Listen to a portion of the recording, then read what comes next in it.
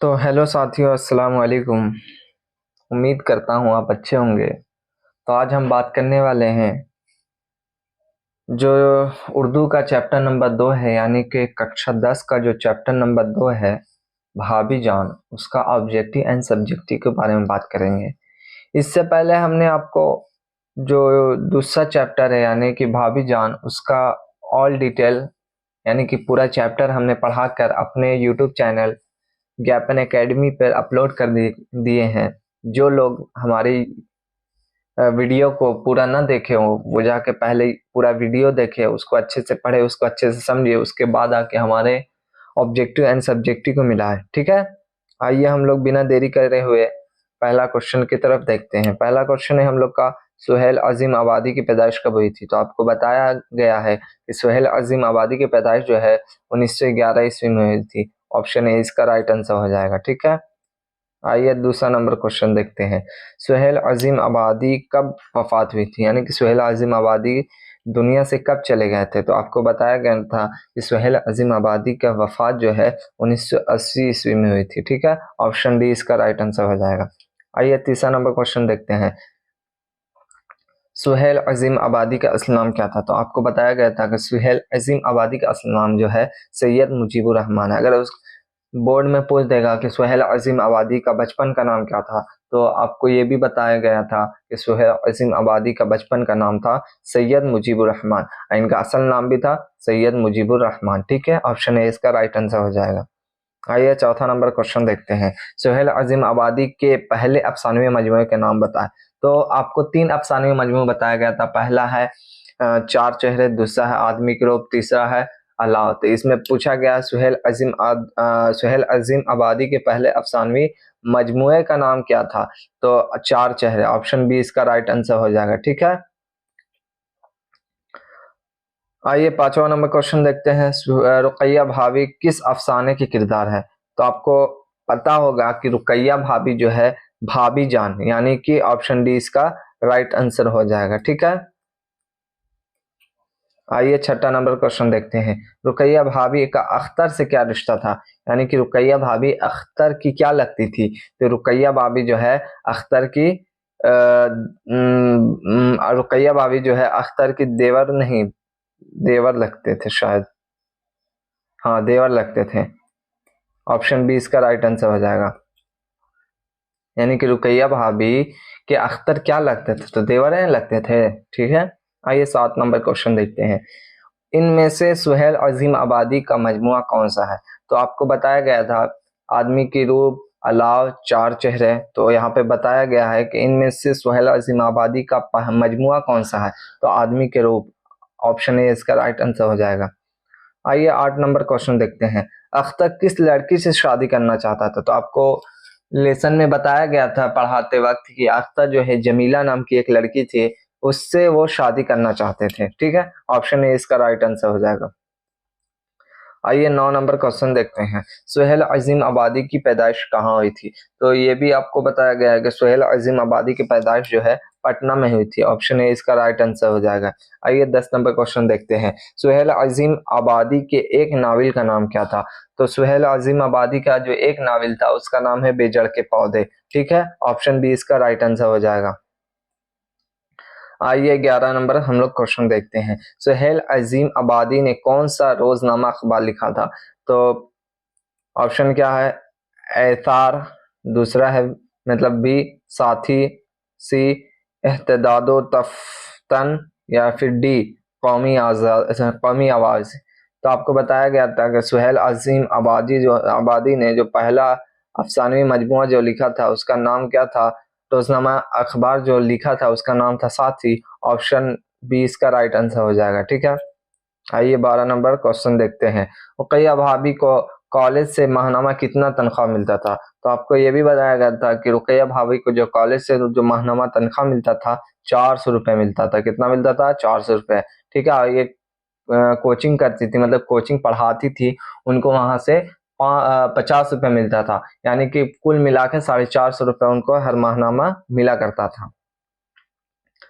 ठीक है, भाईजान को बार बार जेल क्यों जाना पड़ता था? ये क्वेश्चन वीवीआई क्वेश्चन है। ठीक है, ये क्वेश्चन बोर्ड में पूछा गया है, बार बार पूछा गया है कि भाईजान यानी कि रुकैया भाभी के जो शौहर है उनको बार बार जेल क्यों जाना पड़ता था। तो उनको बार बार जेल इसलिए जाना पड़ता था क्योंकि वो सियासत की वजह से उनको बार बार जेल जाना पड़ता था। ऑप्शन सी इसका राइट आंसर हो जाएगा।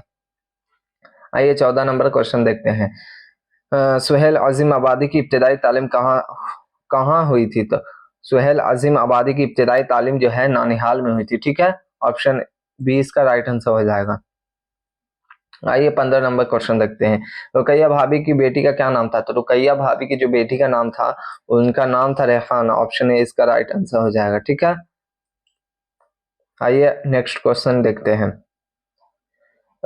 निसाब में शामिल अफसाना भाभी जान किसकी तख्लीक है। तो निसाब में शामिल जो है अफसाना जो है भाभी जान जो है सुहेल अजीम आबादी के। ऑप्शन बी इसका राइट आंसर हो जाएगा। ठीक है, आइए 18 नंबर क्वेश्चन हम लोग देखते हैं। सुहेल अजीम आबादी का घरेलू माहौल कैसा था। तो वो जमींदार खानदान में पैदा हुए थे, तो जमींदाराना रहेगा घरेलू मामला। ठीक है, ऑप्शन ए इसका राइट आंसर हो जाएगा। ठीक है, आइए नेक्स्ट क्वेश्चन देखते हैं। रुकैया भाभी के शौहर क्या करते थे। रुकैया भाभी के शौहर जो थे सियासतदान थे, तो सियासतगिरी ही न करेंगे। जो इंसान जिस चीज में माहिर होगा वही चीज न करेगा। तो सियासतदान में माहिर थे तो सियासतगिरी करते थे। ऑप्शन डी इसका राइट आंसर हो जाएगा। ठीक है, आइए अगला क्वेश्चन देखते हैं। अफसाना भाभी जान का मरकजी किरदार कौन है। तो अफसाना भाभी जान का मरकजी किरदार जो है रुकैया भाभी है। ठीक है, ऑप्शन बी इसका राइट आंसर हो जाएगा। भाभी जान का जो है मरकजी किरदार है या फिर भाभी जान जो बोल देगा। भाभी जान का रियल नाम क्या था। तो असल नाम इनका हो जाएगा रुकैया भाभी। ठीक है, आइए 21 नंबर क्वेश्चन देखते हैं। अफसाना नसीर और खदीजा के मुसन्निफ कौन है। तो राशिदुल खैरी। कौन है, राशिदुल खैरी। बिहार बोर्ड में पूछ देगा कि अफसाना नसीर और खदीजा के मुसन्निफ कौन है, तो आप बताइएगा राशिदुल खैरी। ऑप्शन है इसका राइट आंसर हो जाएगा। ठीक है, आइए 22 नंबर क्वेश्चन देखते हैं। सुहेल अजीम आबादी का कौन सा अफसाना किताब में शामिल है। तो सुहेल अजीम आबादी का, आइए नीचे देखते हैं। तो सुहेल अजीम आबादी का कौन सा अफसाना हमारे निसाब में शामिल है। तो कौन सा है। तो भाभी जान है। ऑप्शन सी इसका राइट आंसर हो जाएगा। ठीक है, आइए 23 नंबर हम लोग क्वेश्चन देखते हैं। भाभी जान का ताल्लुक किस नस्री सिंध से है। तो भाभी जान का ताल्लुक जो है नस्री सिंध से कौन सा है। तो अफसाना से। ऑप्शन ए इसका राइट आंसर हो जाएगा। ठीक है, आइए अगला क्वेश्चन देखते हैं जो हमारा सब्जेक्टिव है। ऑब्जेक्टिव तो कंप्लीट हो गया। 23 जो था, जो VBI जो था, जो मैंने निकाल के आपके लिए लाया था, 23 गो ऑब्जेक्टिव था। ठीक है, अब हम लोग देखते हैं सब्जेक्टिव जो है लघु तरीय, दीर्घ तरीय और अति लघु, जो तीनों हैं जो मैंने आपके लिए लाया है। आप लोग अच्छे से देखें, पढ़ें, ध्यान दें।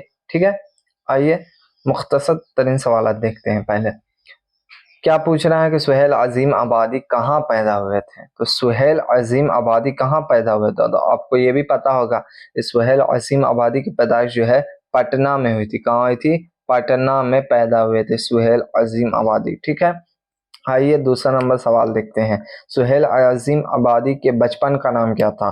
तो ये भी क्वेश्चन बार बार पूछा गया है, बार बार रिपीट क्वेश्चन है और मैंने रिपीटेड क्वेश्चन आपके लिए लाया है। ठीक है, सुहेल अजीम आबादी के बचपन का नाम क्या था। तो आपको भी ये भी पता होगा कि सुहेल अजीम आबादी के बचपन का नाम था सैयद मुजीबुर रहमान। क्या नाम था, सैयद मुजीबुर रहमान। ठीक है, आइए तीसरा नंबर सवाल देखते हैं। सुहेल अजीम आबादी के अफसानों के पहले मजबूआ का क्या नाम था और किस साल वो शाये हुआ था। तो जो सुहेल अजीम आबादी का जो पहला मजमुआ है वो चार चेहरे थे। ठीक है, जो आज़ादी के बाद यानी कि 1947 में हमारा देश आज़ाद हुआ उसके बाद जो है ये मशहूर हुआ था यानी कि शाये हुआ था। ठीक है, आइए चौथा नंबर सवाल देखते हैं। सुहेल अजीम आबादी की इब्तिदाई तालीम किस मदरसे में हुई थी। तो सुहेल अजीम आबादी की जो इब्तिदाई तालीम जो है मुंशी प्रेमचंद नाम के जो थे, मुंशी